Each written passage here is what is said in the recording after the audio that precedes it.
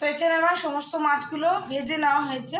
আর এখানে যে মশলাটা পেস্ট করা আছে এর মধ্যে আছে আদা, রসুন, পেঁয়াজ, টমেটো আর কাঁচা লঙ্কা, এটা পেস্ট করা আছে। আর এখানে আমি দিয়েছি 1.5 চামচের মতন জিরে গুঁড়ো, 1 চামচের মতন ধনে গুঁড়ো, 8 চামচের মতন কাশ্মীরি রেড চিলি পাউডার, হলুদ আর নুন, চিনিটা টেস্ট অ্যাকর্ডিং। তো চলুন আমি কড়াইতে মাছ ভাজা তেলটার মধ্যেই আমি শুকনো লঙ্কা, গোটা জিরে ফোড়ন দেবো। তো এখানে কড়াইতে আমি দিয়ে দিয়েছি শুকনো লঙ্কা একটি তেজপাতা আর কিছুটা গোটা জিরে।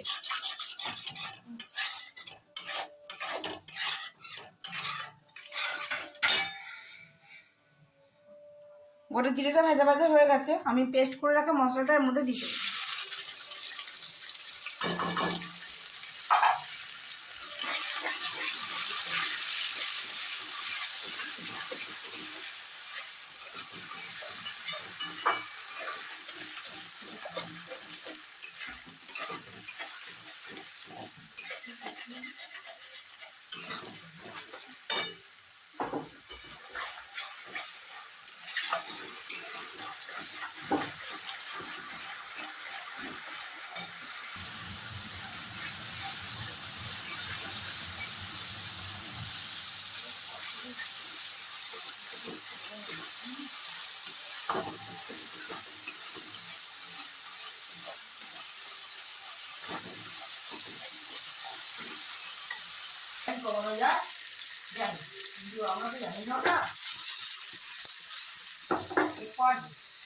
তো আমি যেহেতু এখানে আলুটা ভাজতে ভুলে গেছিলাম, তো আলাদা করে জন্য আমাকে আলুটা ভেজে নিতে হলো। আমি ভালো করে তেলে আলুগুলো ভেজে নিয়েছি আর তাতে কিছুটা কুচনো পেঁয়াজ দিয়ে আলুটা ভেজেছি।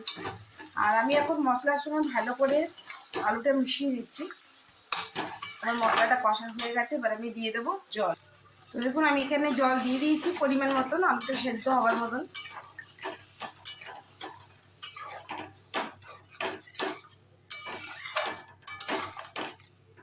আপনারা কারা কারা প্যাঙাশ মাছ খেতে ভালোবাসেন আর এইভাবে বানান আমাকে একটু জানাবেন, বা আরও কিছুভাবে বানানো যায় কিনা সেটা আমার সঙ্গে শেয়ার করতে পারেন।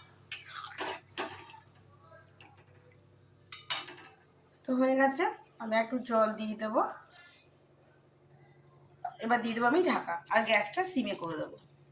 তো চলুন দেখি, ঝোল একবারে টকবক করে ছুটে গেছে। তো চলুন দেখি আলুগুলো সেদ্ধ হলো কিনা। আলু খুব সুন্দর সেদ্ধ হয়ে গেছে। আমি এবার ঝোলের মধ্যে মাছগুলো দিয়ে দেবো।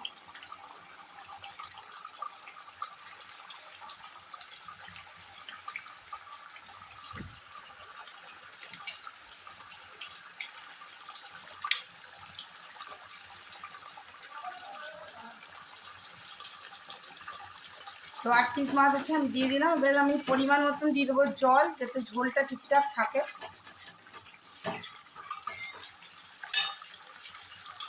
তো আমি এর মধ্যে কুচনো ধনেপাতা, কিছুটা কস্তুরি মেথি দিয়ে দিয়েছি। আমার ঝোল একেবারে কমপ্লিট।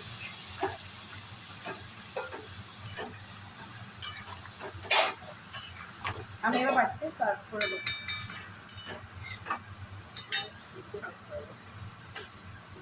তো দেখুন মাছের ঝোলটা একেবারে লাল লাল মুরগির মাংস মতন হয়েছে দেখতে, কিন্তু সবটাই এইখানে মাছ থেকে বেরানোর তেল।